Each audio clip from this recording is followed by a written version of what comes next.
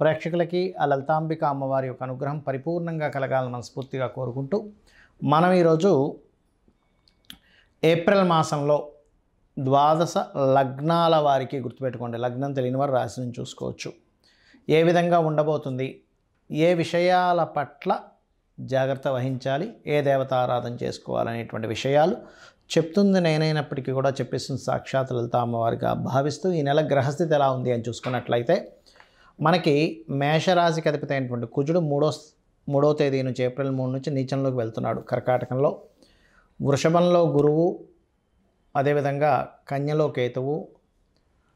రవి మేషంలో 14వ తేదీ నుంచే మేషంలోకి మారుతాడు. 14వ తేదీ ముందుకి ఆ యొక్క శని, రాహువు, రవి, బుధ, శుక్ర పంచగ్రహ కూటమి నడుస్తూ ఉంటుంది. 14వ తేదీ నుంచి 4 గ్రహాలు కలిసి ఉంటాయి 12వ స్థానంలో.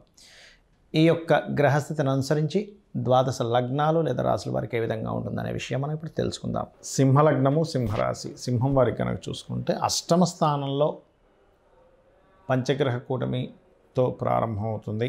అంటే షష్టగ్రహ కూటమితో ప్రారంభమై పంచగ్రహ కూటమి ఉంటుంది యాక్చువల్గా ఏప్రిల్ మాసంలో 14వ తేదీ వరకు.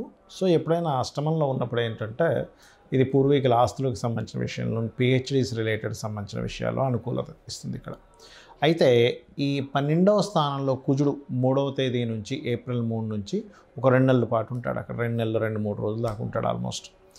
అయితే ఎప్పుడూ 45 రోజులు ఉండేటువంటి కుజుడు ఈసారి ఇంకాస్త ఎక్కువగా ఉంటున్నందుకు 12వ స్థానం ఖర్చుల స్థానము, వివాహ జీవిత స్థానము, ఇన్వెస్ట్మెంట్ స్థానం కాబట్టి ఈ విషయాల్లో కొంత జాగ్రత్తగా ఉండాలి. అయితే ఈ 12వ స్థానంలో కుజుడు ఉన్నప్పుడు చంద్రుడు కనుక గోచారంలో మేషంలో కానీ, కర్కాటకంలో కానీ, తులలో కానీ, మకర కుంభరాశులు తిరిగేటప్పుడు మళ్ళీ మంచిదే ఇన్వెస్ట్మెంట్స్ విషయంలో. ఎప్పుడు అది అశ్విని భరణి కృత్తిక 1వ పాదంలో సంచరించేటప్పుడు, పునర్వసు 4వ పాదము, పుష్యమి ఆశ్లేష నక్షత్రాల్లో సంచరించేటప్పుడు, తులారాశిలో అయినటువంటి చిత్తా 3-4, స్వాతి, విశాఖ 1-2-3 పాదాల్లో సంచరించేటప్పుడు, మకర కుంభరాశిలో సంచరించేటప్పుడు చాలా మంచిది ఈ యొక్క సింహలగ్నం వారికి. అంటే ఆయా సమయాల్లో ఇన్వెస్ట్మెంట్స్కి కానీ, కొత్త అగ్రిమెంట్స్ రాసుకోవడానికి కానీ, వివాహ సంబంధించినటువంటి విషయాలకు కానీ, హైయర్ ఎడ్యుకేషన్ రిలేటెడ్ సంబంధించిన విషయాలు కానీ వీటికి మంచిది. ఏది ఈ చంద్రుడు ఈ కుజుడు నుంచి ఈ స్థానాల్లో ఉన్నప్పుడు. ఇది 2 నెలల పాటు దాదాపు ఒక 20 రోజుల పాటు ఈ సంచారంలో ఉంటాడు చంద్రుడు. ఎందుకంటే 2.5 రోజులు కాబట్టి 22 రోజులు ఆల్మోస్ట్. అయితే ఇక్కడ ఈ యొక్క విషయంలో వివాహ సంబంధించిన విషయాలు కనుక చూసుకుంటే సప్తమాధిపతి అష్టమంలో ఉన్నాడు కాబట్టి వివాహ నిర్ణయాల విషయాల్లో కూడా కొంత జాగ్రత్తగానే ఉండాలి. కుజుడు 12లో ఉన్నందుకు, సప్తమాధిపతి అష్టమంలో ఉన్నందుకు ఈ సింహరాశి వారు. అదేవిధంగా ఫినాన్షియల్గా అయితే గ్రోత్ ఉంటుంది. కాకపోతే 2లో కేతు ఉన్నందుకు గణపతి ఆరాధన ఎంత చేసుకుంటూ ఉంటే అంత గ్రోత్ అనేటువంటిది మీకు ఫైనాన్షియల్గా ఉంటుంది, గుర్తుపెట్టుకోండి. అలాగే దశమంలో గురువు ఉన్నందుకు కెరియర్ గ్రోత్ ఉంది. At a same time career మార్పులు కూడా ఉన్నాయి. అష్టమంలో అధిక గ్రహాలు ఉన్నందుకు, దశమంలో గురువు ఉన్నందుకు గుర్తుపెట్టుకోండి. అయితే మీకు ఫైనాన్షియల్ ఇంకా బాగా గ్రోత్ రావాలి అంటే కనుక గోవులకి గ్రాసము తినిపిస్తుండండి. అదేవిధంగా గణపతి యొక్క ఆరాధన ఎక్కువగా చేస్తూ ఉండండి. మరొక విషయం ఏంటంటే సంతానం కోసం చేసే ప్రయత్నం ఫలిస్తుంది. సంతానం కోసం కొంతమంది ప్రయత్నాలు చేస్తూ ఉంటారు. అదేవిధంగా మీరు ఎక్కువగా దత్తాత్రేయుడి యొక్క ఆరాధన, దిగంబర శ్రీ పాదవల్లభ దిగంబర అనే నామస్మరణ చేయండి, అన్ని విధాలు బాగుంటుంది. చాలామందికి ఈ కొత్త సంవత్సరం రాబోతుంది కదా, శ్రీ విశ్వవసు నామ సంవత్సరము. ఈ సంవత్సరంలో మేము ఏం చేస్తే ఇబ్బంది పడకుండా ఉంటాము. అయితే ఒక్కటి గుర్తుపెట్టుకోండి, చాలామంది ఏమంటున్నారంటే ఈ విశ్వవసునామ సంవత్సరం ప్రారంభంతోనే షష్టగ్రహ కూటమి దానివల్ల మొత్తం ఏదో రోగాలు వచ్చేస్తాయి, కరోనా కంటే భయంకరమైన రోగం వస్తుంది అంటున్నారు. కానీ అంత ఏమీ ఉండదు. ఏదైనా చిన్నవి ఏమైనా వచ్చిపోతాయి కానీ కరోనా కంటే భయంకరమైన రోగం అస్సలు రాదు, మీరు రాసి పెట్టుకోవచ్చు. ఒకటి. రెండవది ఏంటంటే ఇక్కడ గుర్తుపెట్టుకోవాల్సిన అంశం, కొత్త సంవత్సరంలో అసలు మీరు ఏమి చేస్తే ఇబ్బంది పడకుండా ఉంటారు. ఎందుకంటే ఒకవైపు మనం చూస్తున్నట్లయితే జాబ్స్ తగ్గుతూ వస్తున్నాయి. మనం ఆల్రెడీ 2.5-3 సంవత్సరాల క్రితమే అమ్మవారి అనుగ్రహంతో ప్రిడిక్ట్ చేయడం జరిగింది. జాబ్స్ సంబంధించినవి తగ్గుతూ వస్తుంటాయి. ఓన్గా చేసుకుంటుండాలి, ఏదైనా ఓన్గా మీకు మీరుగా ఏం చేసుకోగలరు పార్ట్ టైంలో, అప్పుడే మీకు ఫైనాన్షియల్ గ్రోత్ ఉంటుందని చెప్పుకున్నాం. అయితే ఇక్కడ నేను చెప్పేది ఒకటే, ఈ కొత్త సంవత్సరం మొదలుతో శని మార్పు వల్ల కొంతమందికి అర్ధాష్టమ శనులు, అష్టమ శనులు, ఏలినాటి శనులు వస్తూ ఉంటాయి.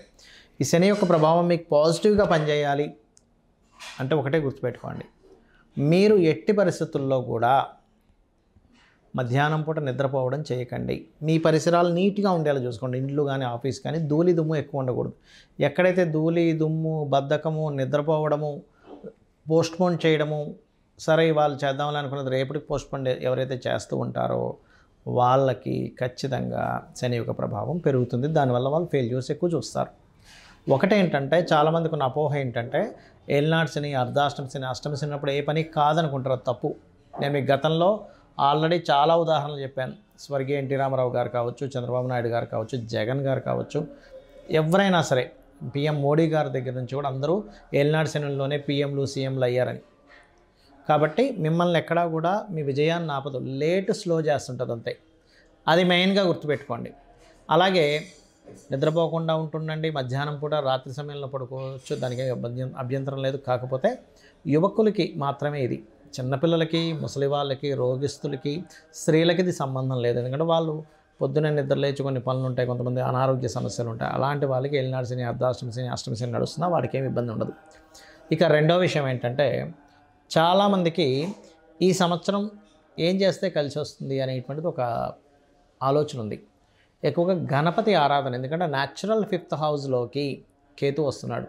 గణపతిని ఎంత ఆరాధిస్తే అంత బాగుంటుంది. నిత్యము ఇంట్లో దీపారాధన, పంచోపచార పూజతో పాటు ఒక ఆలయానికి, ఏదైనా మీకు ఇంటికి దగ్గరలో ఉండే ఆలయానికి రోజు వెళ్ళిరండి. 100% క్లియర్ అవుతుంది. దీంతోపాటు శనివారము లేదా మంగళవారము కొబ్బరికాయ కొట్టండి ఆలయానికి వెళ్ళి, ఖచ్చితంగా మార్పు వస్తుంది. అలాగే మరొక విషయం ఏంటంటే ఇక్కడ మీరు అర్థం చేసుకోవాల్సిన విషయము, ఈ గోవులు ఉంటాయి, గోశాలకు వెళ్ళి గోవులకి బెల్లము తినిపించండి. 100% మీకు శని ప్రభావం ఏదైనా ఉన్నా సరే పూర్తిగా తగ్గుతుంది. వీటితో పాటు మీకు అసలు మీ జన్మజాతకంలో ఏ మహాదశ నడుస్తుంది, ఏ అంతర్దశ నడుస్తుంది, దానికి ఎటువంటి పరిహార మార్గం చేసుకోవాలి, ఇవి మీరు బాగా అర్థం చేసుకోండి. ఇది పర్టికులర్గా చూసుకోండి. ఎవరైతే ఈ బెల్లం తినిపిస్తారో సకల దేవతల యొక్క అనుగ్రహం కలుగుతుంది. కాబట్టి ఇవి గనక పాటించగలిగితే మీకు ఒకవేళ ఏలినాటి శని, అర్ధాష్టమ శని, అష్టమ శని నడుస్తుంది, మీ కిందని పనిచేసే వారికి, పేదవాళ్ళకి ఏదైనా పంచుతూ ఉండండి. దేవతారాధనే చేయండి. ఈ పేదలకు సేవ చేయండి. ఇక్కడేమో దేవతా సంబంధించి చేయాలి, ఒకవైపు మానవ సేవ, మాధవ సేవ, కాబట్టి ఇవి కూడా చేయండి. ఖచ్చితంగా మీకు దాని యొక్క ప్రభావం అనేటువంటిది తగ్గుతుంది, గుర్తుపెట్టుకోండి. ఇక మరొక విషయం ఏంటంటే మీ మహాదశ, అంతర్దశ పరిశీలనతో పాటు ఏదైనా గుర్తుకోండి, మీ గ్రహస్థితులు ఎలా ఉన్నా ఇంట్లో కూడా కొన్ని మార్పులు చేసుకోవాలి. ఏమిటంటే ఉత్తరం వైపు ఎట్టి పరిస్థితుల్లో డార్క్ కలర్స్ లేకుండా చూసుకోండి, ఉత్తరం వైపు. అలాగే మరొక విషయం ఏంటంటే ఇక్కడ డార్క్ కలర్స్ లేకుండా చూసుకోవడం, ఉత్తరంలో కంప్లీట్ వైట్ కలర్ ఉండేలా చూసుకోవడం, ఆగ్నేయంలో ఒక చిన్న గ్రీన్ బల్బ్ పెట్టుకోవడము.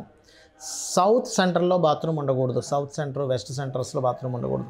ఒకవేళ మీ ఇల్లు కనుక టిల్ట్ అయింది అనుకోండి, అప్పుడు వేరు, అది సౌత్ వెస్ట్ అవుద్ది. South west or west north west వైపే బాత్రూమ్స్ ఉండాలి, గుర్తుపెట్టుకోండి.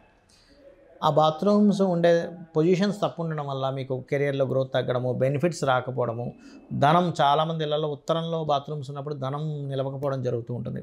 వాయువ్యంలో బాత్రూమ్స్ ఉన్నప్పుడు చాలా చిన్న ఏజ్లోనే అట్రాక్షన్స్కి గురవుతూ ఉంటారు. లేకపోతే బ్యాంక్ బ్యాలెన్స్ ఉండదు, వాయువ్యంలో బాత్రూమ్స్ ఉంటాయి. ఈ జాగ్రత్తలు తీసుకోండి.